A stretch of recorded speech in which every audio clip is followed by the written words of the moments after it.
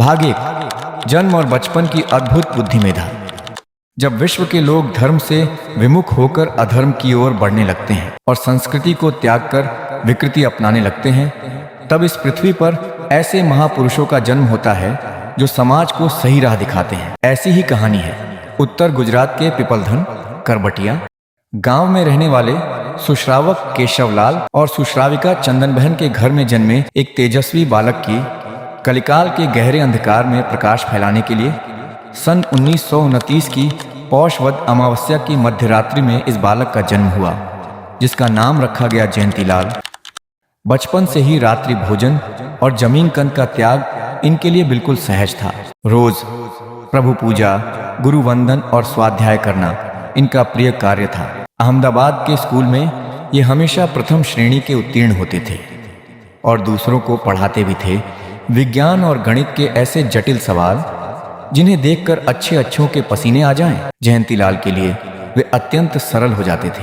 छोटी उम्र में इन्होंने पंच प्रतिक्रमण, जीव विचार और नव तत्व का अभ्यास बहुत शीघ्रता से कर लिया। भाग 2। वैराग्य का तूफान और दीक्षा। 19 साल की उम्र में जयंतीलाल व्यापार के सिलसिले में माया नगरी मुंबई आए, लेकिन नियति को कुछ और ही मंजूर था। इसी दौरान मुनिश्री भानु विजय जी मुंबई पधारे। मुनिश्री के व्याख्यानों ने उनके भीतर वैराग्य की प्रबल भावना जगा दी। आगे उन्होंने दीक्षा ग्रहण करने का निश्चय किया। जैसे ही परिवार को यह बात पता चली, विरोध का तूफान उठा। अटूट वैरागी जयंतीलाल ने भी चौमासे के पहले दीक्षा न मिले तो उसके बाद अयंबिल करने का ठान लिया। आखिर परिवार ने उनका आत्मकल्याण चुना।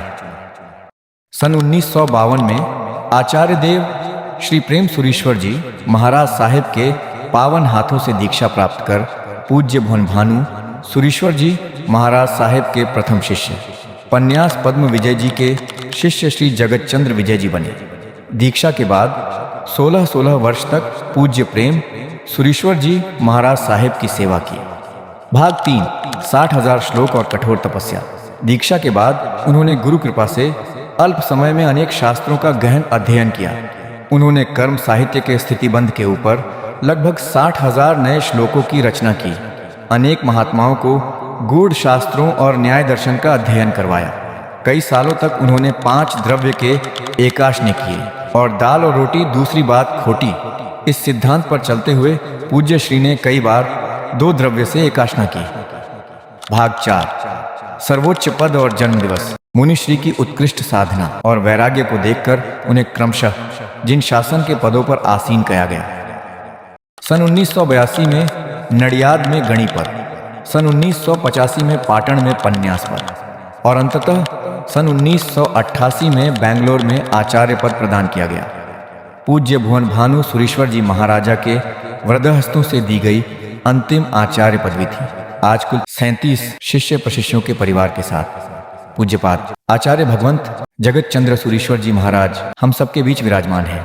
अहमदाबाद की पावन धरा पर आज भी उनका अप्रमत्त संयम, चेहरे की अपार प्रसन्नता, दिन भर स्वाध्याय और रात को नई नई अनुप्रेक्षाएं देखकर हर कोई आश्चर्यचकित रह जाता है। इस वर्ष क्रम संवत 2082 में पौषवदी की अमावस्या को पूज्य श्री का 98वां जन्म दिवस मनाया गया और इस आगामी आषाढ़ सुदी चौमासी 14 को पूज्य श्री का दीक्षा के 75वें वर्ष में प्रवेश होने जा रहा है। ऐसे महान, निष्पृह और ज्ञान के सागर आचार्य भगवंत के चरणों में सकल श्री संघ का शत शत नमन। सूर्य प्रेम वल्लभम संयमेक लक्षिणम भुवन भानु गुरुम सर्वदाश्रितम पद्म विनेयम जग चंद्र सूरिशम शांत रसमयम गुरुमाश्रये।